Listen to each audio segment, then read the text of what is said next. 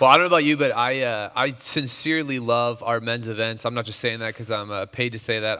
I'm saying that because I really mean it. I think our men's events, our men's retreats, our turkey bowls, those types of things are some of the most fun events I think that we have here at Compass Bible Church, Tustin. And they always kind of go the same. You show up, you know some guys, you don't know some guys. You sit down at a table, you know half of them, you don't know the other half of them, and conversation always kind of starts out like, "Oh, how was your week? Like, how did you do? Or what do you do?" Or those types of questions. And then like slowly but surely it gets into like an argument about like this movie versus that movie. And then it quickly transitions to, "Hey, did you watch the Laker game last night? Did you see what they did?" Like, and then you just start arguing sports. And then it just, the conversation slowly morphs toward, "Have you been to this restaurant before? That restaurant, in Santa Ana or whatever? Like, have you been there? That's a really cool place. I took my wife there, my kids there," or something like that. And then you start talking about those guys. You meet those meat smoker guys in the crowd today. Like those guys are just like, they love talking about their Traeger, flexing on everyone else about the meat that they smoked this week and how great it was and how lame your, Kraft mac and cheese was that you had this week or whatever the case may be. And then you start talking coffee, and then you got the coffee guys and the coffee snobs. They start talking, and they go from the quiet guys in the conversation to like the loudest guys talking about over extraction and under extraction and all of these types of things. And just the conversations, I think, at men's events, like topically, they flow from one to the next to the next. I asked my wife, like, "Oh, how was women's event? Like, how did it go? How was the workshop?" She's like, "Oh, it was great. It was so fun." And I was like, "Oh, who'd you sit with? What did you talk about?" Like, "Oh, I sat with these people, and what'd you talk about?" "Oh, we talked about our kids." And I'm like, "Oh, cool." Like, it's like, it's kind of the same thing every time. And I'm like, "Oh yeah, I talked about like coffee, restaurants, meat, sports, politics, work, just my hobby, whatever the case may be." And I just think it's fun at a men's event like this to just hang out, to talk about our different hobbies. And everyone in this room has got different bent towards different interests. And you've got a different hobby. Maybe you've got 5 hobbies. Maybe you've got one hobby. And when that conversation comes up at a table discussion, you start to get a little bit more lively about it. You start to get animated. You start to share some things that you've learned, maybe the YouTube video that you watched or the article that you're reading or the book that you're reading on that topic. You get really excited about whatever that interest, whatever that hobby is for you. And I don't have to come up here and convince you to go watch more YouTube videos about your meat smoking or about your coffee interest or about the sports that you watch or listening to these podcasts about whatever interest you got. I don't have to explain to you or even pitch to you that you should go learn more about whatever hobby that is. But what I want to do this morning is I do want to pitch something to you. I want to show you something. I want to actually get you excited about a certain topic so that it might be something that we are talking about, that we are going home and watching YouTube videos and reading articles and reading books and listening to podcasts about, because we believe that it is really important. Whatever hobby you have that you are excited about, that you study, that you spend your days off thinking about and doing, you do it because you're passionate about it. You like it. And what I want to do for you this morning is I want to show you that this adding of knowledge, this growing in your even your passion and your interest and your information about what you know about a certain topic. What I want to do this morning is I want to turn us to 2 Peter chapter 1, not this morning, this afternoon. I'm used to preaching before the clock strikes noon. So I would love for you to open up this afternoon to 2 Peter chapter 1 as we continue this series of making every effort. I want us to put a focus and an interest this afternoon, to light a fire under us, to say that we need to grow in our adding of knowledge about God, because it is something, He is something that we ought to be extremely passionate about, much more than whatever hobby, whatever sport, whatever movie genre or music that you're into. God is the ultimate interest of our life, in that we were made for Him and for His glory. Therefore, we should constantly be going to learn more about Him. 2 Peter chapter 1, let's actually start in verse 3 to kind of get the whole context of where we've been. Pastor Elliott started in verse 3, 4, and 5, and Pastor Nate last time talked to us about the first attribute in this chain link of supplementing our faith. 2 Peter chapter 1, look at verse 3. It says, His divine power, for in God, His divine power is granted to us all things that pertain to life and godliness, through the knowledge of Him who called us to His own glory and excellence, by which He has granted to us His precious and very great promises, so that through them you may become partakers of His divine nature, having escaped the corruption that is in the world because of sinful desires. For this reason, make every effort to supplement your faith with virtue, and virtue with knowledge, and knowledge with self-control, and self-control with steadfastness, steadfastness with godliness, godliness brotherly affection, with love. All these qualities are yours and should be increasing to keep you from being ineffective and unfruitful in the knowledge of our Lord Jesus Christ. This afternoon, we're going to focus in on that second term in that chain link of supplementing our faith, making every effort, that word knowledge there. Again, we see that this chain link of virtues, if you will, that Peter is exhorting us to add to our faith, to supplement to our faith. This is all connected to verses 3 and 4, in which it describes God has given us this power. He has done so much for us. He's given us these promises to give us power to live a life that is godly and pleasing to him, so that we would put off the world and we would put on Christ.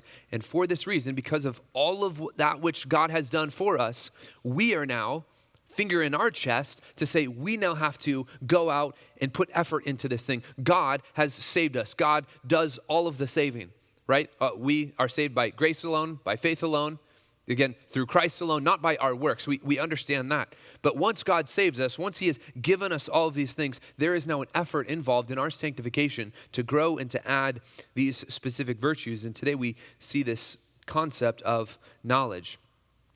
But if you look here, knowledge is connected with virtue, which Pastor Nate talked about last time. Virtue is this idea of excellence, this idea of moral excellence, that we would understand the excellence of God, and as a result, we would grow in excellence of thought, excellent speech, excellent deeds, and we talked about how that plays out in our lives. But we cannot do that unless we are also understanding a proper understanding of who God is specifically and growing in our knowledge of him. Again, our virtue, our excellence could just be whatever you want, whatever I want, and we can agree to disagree because your conscience says one thing and my conscience says another thing, so you can do what you want, I get to do what I want.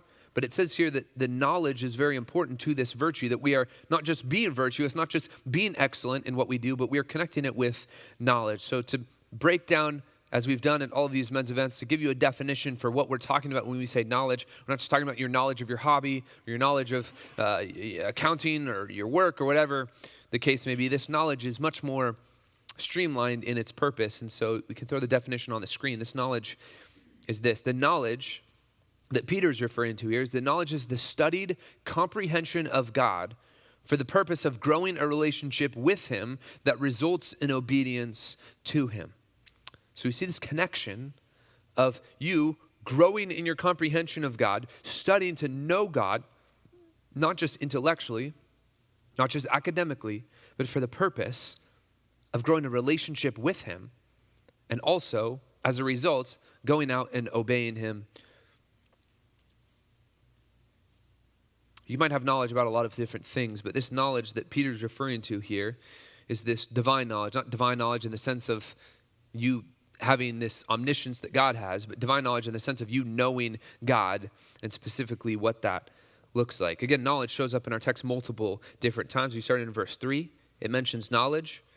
The end of verse 8, it also references knowledge again. And what's interesting is that Peter is actually going back and forth with two different words for knowledge.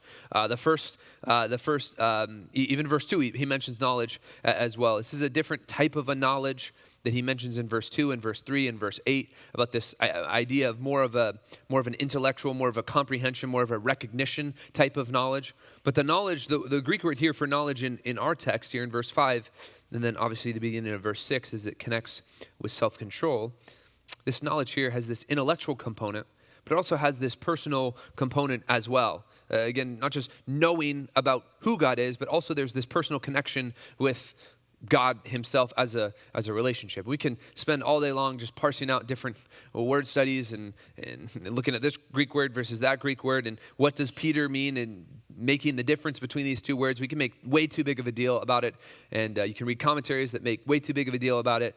Clearly there's some connection, there's some slight differences, but the idea here is that this knowledge helps us understand that we are growing in this knowledge about ultimately God. He's not talking about calculus. He's not talking about coding or changing your oil. He's talking about his relationship with God. He says this in the beginning of verse 5. He says, for this reason, because of all that God has done, we need to increase. We need to make every effort to supplement our faith, to increase, because we cannot be, it assumes that the reader, the person that Peter is writing to here, it assumes that person is not fully having the full knowledge that he needs, or having the full excellence or virtue that he needs, or the full self-control that he needs. There is an understanding of this person that he's writing to has some sort of lack, that they have a ceiling to increase. They have room to grow in all of these things. And so specifically, before we even dig into how we make every effort, we need to understand first that we need to not be satisfied with our current knowledge, that we are constantly increasing. So point one, you can write it down this way: don't be satisfied with your current knowledge. Don't be satisfied with your current knowledge. Wherever you're at, the smartest guy in the room, the least smartest guy in the room, wherever you're at, we cannot be satisfied with where we are currently at. Because Peter clearly is not satisfied with the church that he's writing to. He's not satisfied with these Christians and the amount of knowledge that they have. You can't sit back on it. You have to increase in it. And specifically the word supplement there, the verb there in verse 5, to supplement our faith, is this idea that we're adding, we're investing into. Again, going back to the context of God has done all of this to save us. He's given us all things that pertain to life and godliness. Now it's our turn to now put effort into this relationship that we have, not to earn anything with God, not to gain any favor with him, not to earn our salvation, but ultimately, as a result of us being saved, we are now, finger in our chest, we got to be ones who work out our salvation with this fear and trembling. God gives us this grace to grow and to add or to invest in our faith, if you will, supplementing this idea of investing or adding it to something in order to improve it. And so Titus chapter 2 describes this type of grace. Titus 2, 11 and 12 describes this grace of God that is given to us for the purpose of us growing. Titus 2, 11 and 12 says, "For the grace of God has appeared, bringing salvation to all people, training us to renounce ungodliness and worldly passions, to live self-controlled, upright, and godly lives in the present age." The idea here is that God gives us grace. He has done all of this, verses 3 and 4, in us and through us. But now he has now given us this grace, this power, for us to now increase, to grow in our sanctification as well. Again, I just quoted it because it just flowed off the tip of my tongue. But I'd like you to look at it in Philippians chapter 2.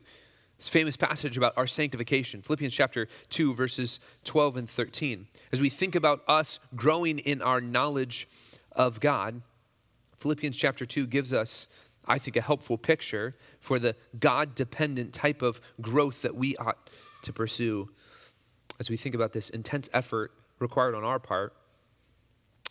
Philippians chapter 2, verse 12 and 13, hopefully familiar verses to you, but it says this. It says, "Therefore, my beloved, just as you have obeyed, so now not only in my presence, but much more in my absence." He says, "Work out your own salvation with fear and trembling." Clearly, there is a making every effort type of idea here behind this verse. That we're not just lackadaisically going about our sanctification, but working out our own salvation with fear and with trembling. How are we doing this? We're doing this with the grace of God. Verse 13, "For it is God who works in you both to will and to work for his good pleasure." The biblical formula here is that God is empowering your effort. And that's this whole concept of making every effort. We're not just trying the pastor's not just trying to say, "Hey guys, you need to start turning up the volume of the willpower that you have in your life." That's not what we're talking about at all. We're saying you need to grow in your God dependence for all of these things, to grow and to make every effort God dependently so that God does great things through you. And so therefore, to light a fire under all of us here, that we need to specifically, God dependently, make every effort to supplement our faith, to add knowledge, specifically of God, in our lives. And I think this concept of knowledge, again, the definition that you even wrote down of comprehension of God, so that we know him and so that we obey him. So this three-section there, definition there. I think too often men are afraid of knowledge. I think men are afraid of knowledge. All too often I hear this verse quoted more than anything else when I hear anyone talk about knowledge. 1 Corinthians 8:1, "Knowledge puffs up, but love builds up." And that's, I think, a lot of men's excuses to say, "I'm not going to grow in knowledge because I know knowledge is dangerous. I know knowledge is bad." Again, Paul, different context in a situation. And again, we can talk about the ones who, and we will in point number 3, talking about those who have knowledge but then don't do anything with it. It puffs them up in pride. And you picture, when you think of growing in knowledge, you picture a fundamentalist church where you're sitting there arguing about theoretical eschatology stuff, and you're just filling your head with knowledge, and you say, oh, I don't want to be like that. I'm too scared. I'm not the smartest guy in the room. I didn't go to seminary, so I'm just too afraid. There's so many guys sitting around me that are way smarter than me, so I'm not going to really put a big effort, make a little effort to grow in my knowledge. But I mean, everyone else, they already know better than me. That's not my kind of thing.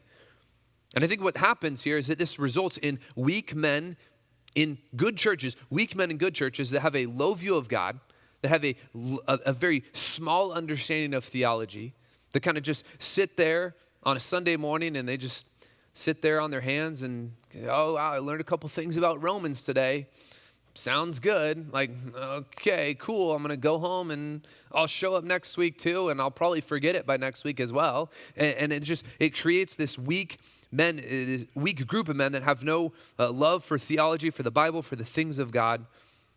And when we sit in table discussions, you could talk much more about your interest in sports, or your interest in coffee, or your interest in food, or your interest in trucks or cars, or whatever you're into. You could tell me a lot more about that than you could tell me about theology, or tell me about the Bible, or tell me about the things of God, or the ways that you're serving, or how you're investing God's word into your family or to your wife. I just think about how far our church will really go if we have a church full of men who are complacent in the amount of knowledge that they have currently at this moment in time. Again, going back, this is a long time ago, but back at our men's retreat, PE started off the first session with this line. And he's mentioned it a few times since this point in time, but he says this. First line, session number 1 of our men's retreat last May. He says, the church's ceiling of effectiveness in the Great Commission will not rise higher than their godly men. We talked about that all retreat long. Hopefully that thought, that line has been in your head since then. And I think that that's so true, and that can so easily apply to the knowledge. If we have a bunch of men sitting on their hands saying, I'm not that smart. Like, I'm just a blue-collar guy. Like, I'm not a theology guy. I'm just going to sit back and not really put too big of an effort into it. Our church is going to be tossed to and fro. We're not going to be effective. We're not going to be making a difference. We're not going to be going out and sharing the gospel with any type of structure or eloquence. We're just going to be, you should just come to church with me. Like, pastor will teach you. He knows more than me anyway, so what am I? I'm just a little beggar helping another beggar find bread. And it's just, he can do it. And it just becomes us just passing off our responsibility to grow in our knowledge to help other people in the church. I think there's other men in the church that sit here and say, I'm not that smart. My wife is so much smarter than me. Maybe my wife grew up in the church and I didn't grow up in the church, and maybe she knows way more about the Bible. There are many smart women in our church. There are many women that know so much about the Bible. But if your wife is running laps around you and what she knows about God and what she knows about the Bible, let that be a wake-up call to you to say, hey, if I'm her leader, if I'm her example, if I'm the one that she is supposed to submit to according to the standard of God's word, do you see how that's backwards? The leader knowing less than the one who's supposed to submit to the leader? Let this be a wake-up call for every man in this room to say, oh, my wife, she's just a type A kind of person. She's just a really smart person. That's great. There's a lot of smart wives represented by husbands here in this room. I've got a smart wife. Just put it out there. My wife is really smart. But you know what? That's no excuse for me. That's no excuse for anyone in this room to not say, I'm going to make every effort to understand and to know God and to know his word better. Again, if you just think, you write down, I'm not going to turn there. Just think about God's call to husbands in Ephesians chapter 5, verses 22 through 33, about wives and husbands. I want you to think about that text. How does that text make sense with husbands, with men who do not increase in knowledge? Wives, submit to your husbands as unto the Lord. He's the head of the church. He's the head of the wife, just like Christ is the head of the church. How does that actually manifest itself when the man is not growing in his understanding of God and of his word? How does a husband do his job to sanctify his wife? Has Christ sanctified the church? How can you do that? How can you do that if you don't know what the Bible says? How can you do that if you don't know who God is in an intellectual, academic way, but also specifically in a relational way as well? I think every man in this room needs to look in the mirror and to say, I need to grow, no matter from the smartest, most theologically astute seminary graduate in this room to the newest Christian in the room. No matter where you are, whatever level you're on of your knowledge of God, you need to grow. I need to grow, every single one of us.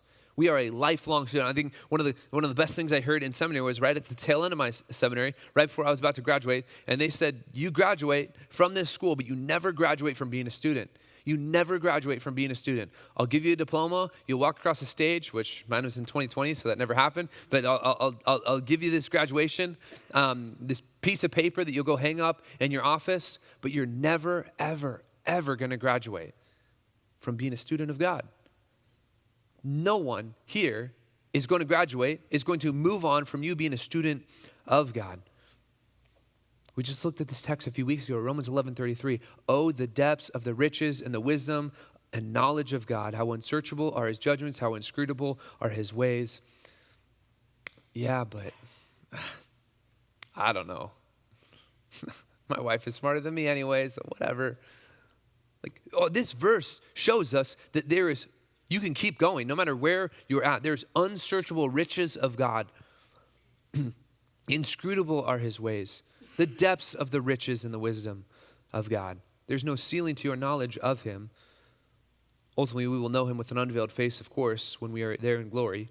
And so since none of us have made it, we all need to resolve and to crave this picture of growth that we hopefully should see by this time. I guess we don't have a workshop in December, but come January, when we are at our next workshop, we should see a progress in our increase of our knowledge, making every effort to grow in our knowledge of God. So to put it as simply as that for point number 2, getting to that section here of my charge this afternoon. Point number 2 read down this way: make every effort to grow in knowledge. Make every effort to grow in your knowledge. I think this is a convicting point to write down. Obviously, it was not that creative of a point. I did not spend very much time wording this point because it's right here in our text. But can we really say that we make every effort to grow in knowledge of God? Are you actively enrolled as a full-time student of God?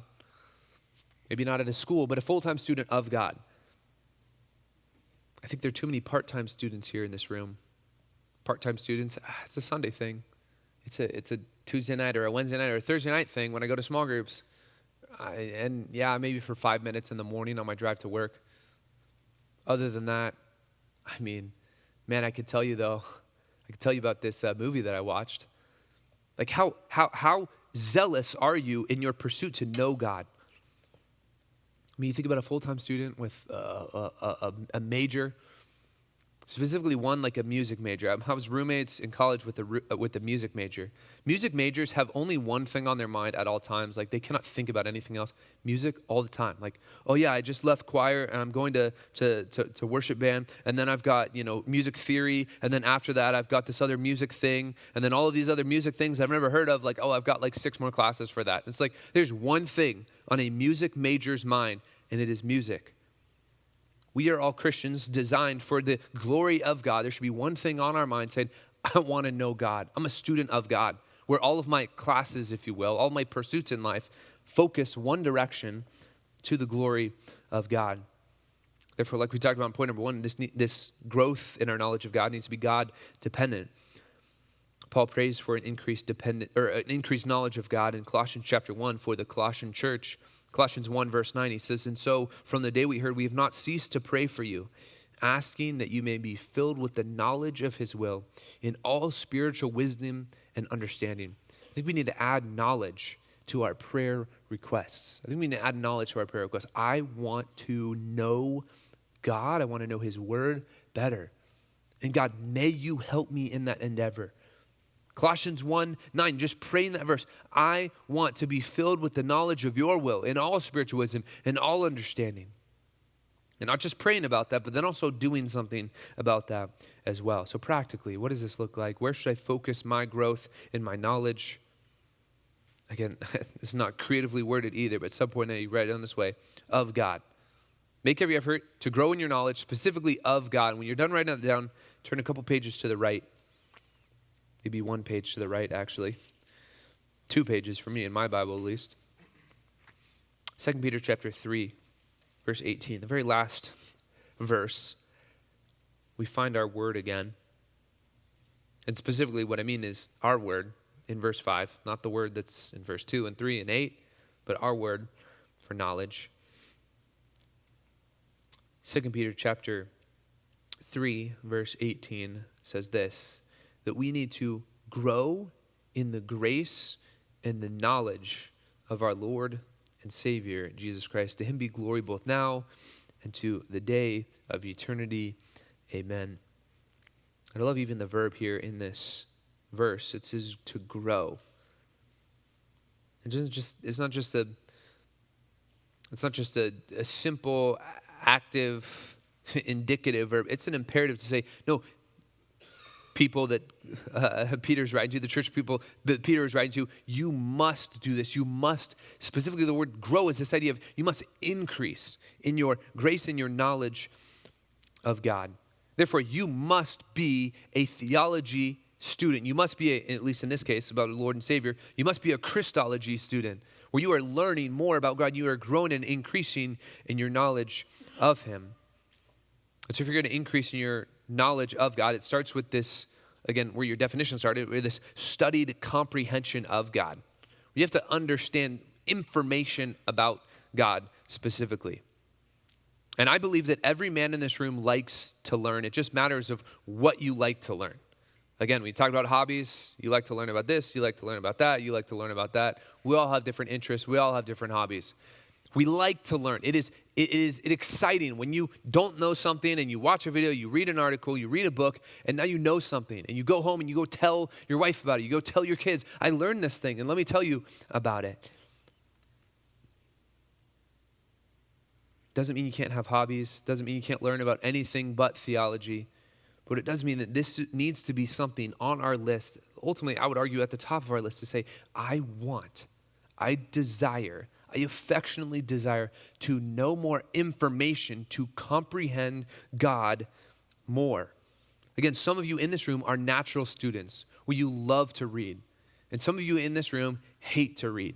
Some of you in this room love to watch YouTube videos about theology lectures, and you love listening to sermons, and you love that idea. And that is just something that your brain, it feeds on. I love to learn about God. I love to be a student. I love to learn about these things. I'm not necessarily talking to you right now. I'm talking to those of you in this room that are not the natural students of God, not the natural theologians that just open up YouTube and say, man, where's my next theology lecture?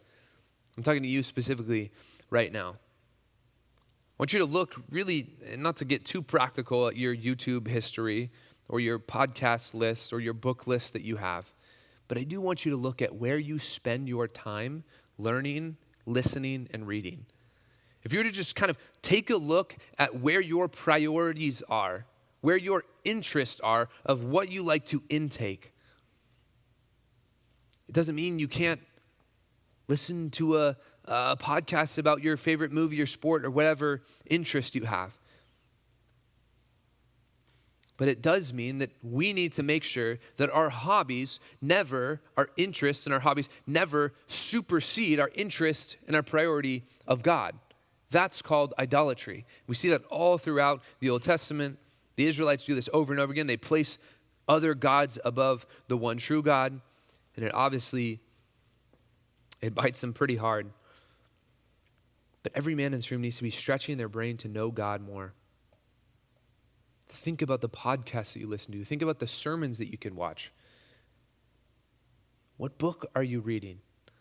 Like all of those things. How right now are you stretching your mind to know God better? And maybe this is like super deep theology, or maybe it's some Christian living book.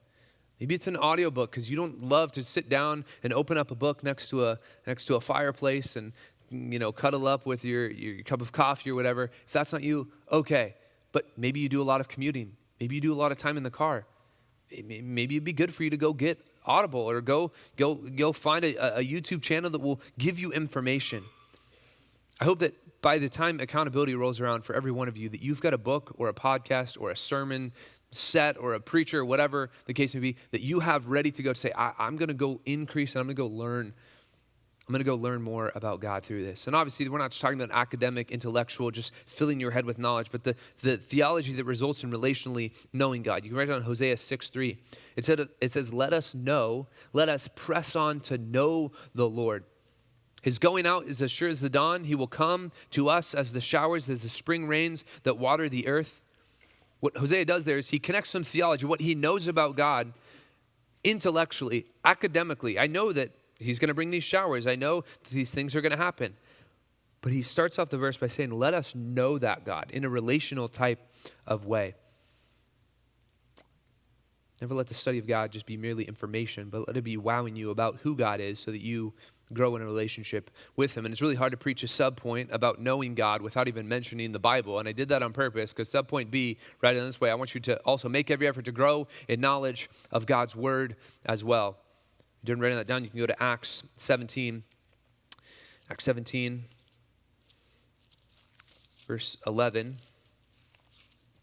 We meet this famous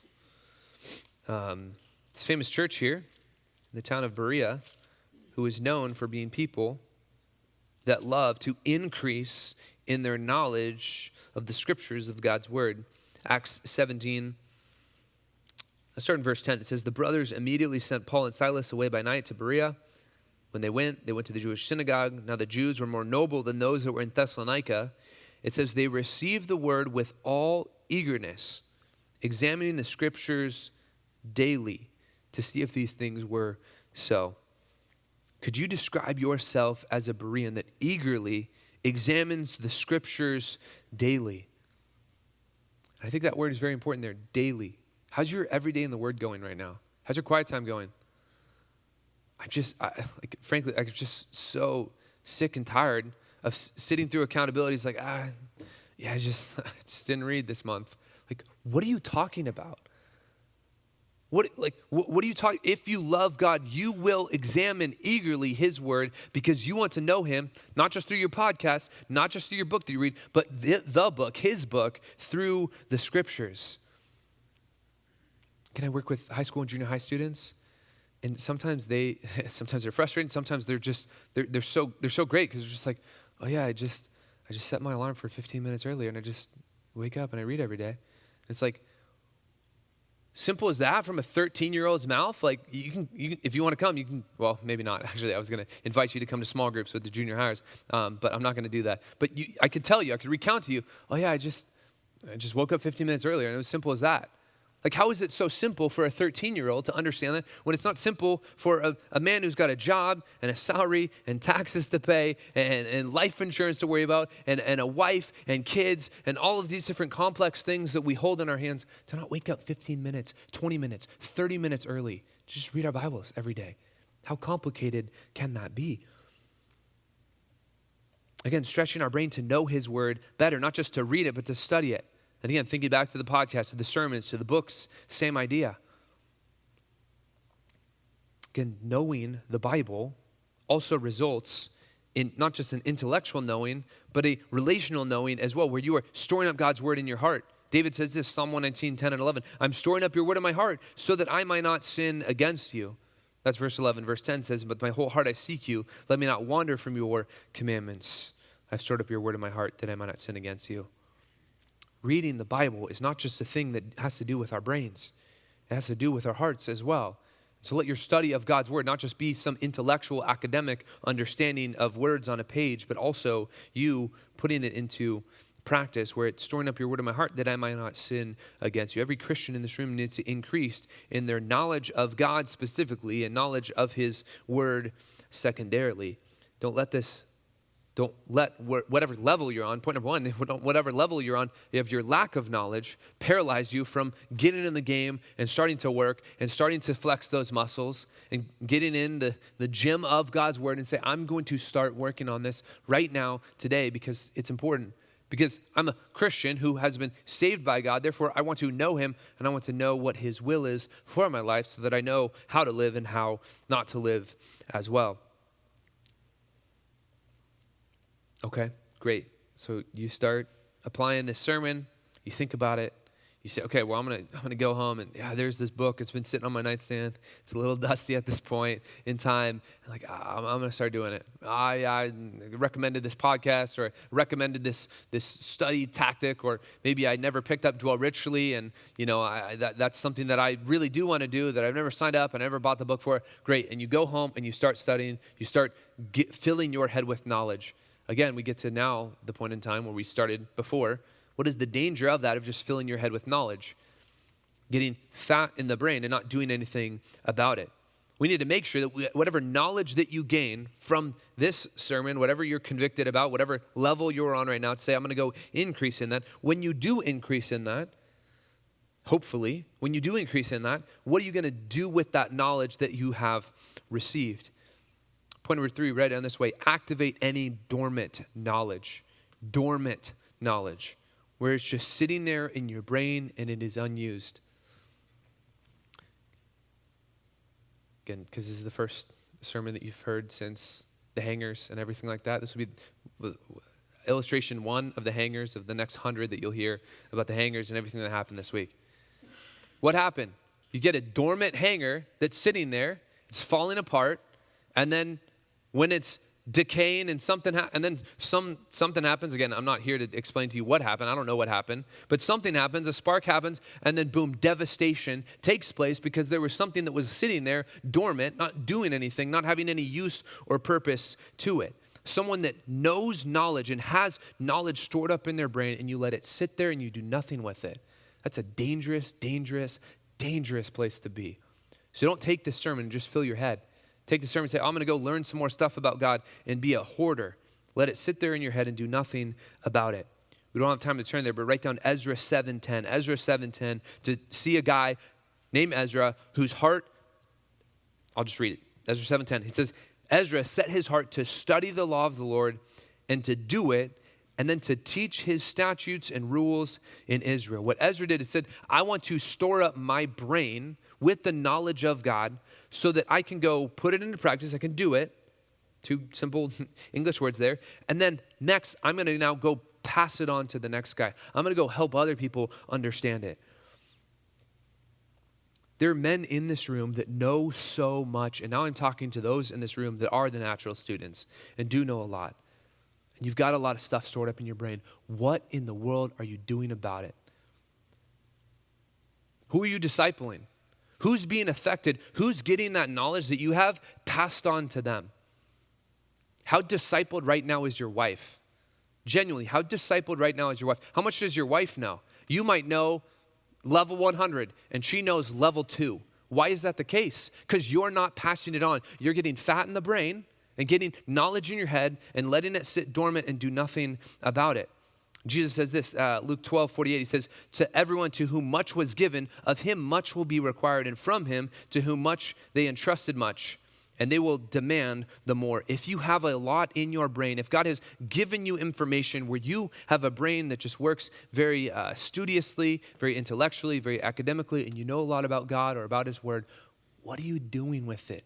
Is it sitting dormant in your brain? Study these theoretical, obscure, theological things. Cool, great. What is the practical benefit of it? What are you doing with it? Who are you sharing the gospel with, that information that you know? What about your kids? Are your kids growing in that knowledge as well? Or are you more worried about what sports team that they're on? Are you more worried about how great they are at school and knowing math and science, but you don't care about them knowing the Bible? What are you doing with that knowledge by passing it on even to your family, to the church, to people at church? Who are you taking through partners? Where are you serving and investing the knowledge you have into other people?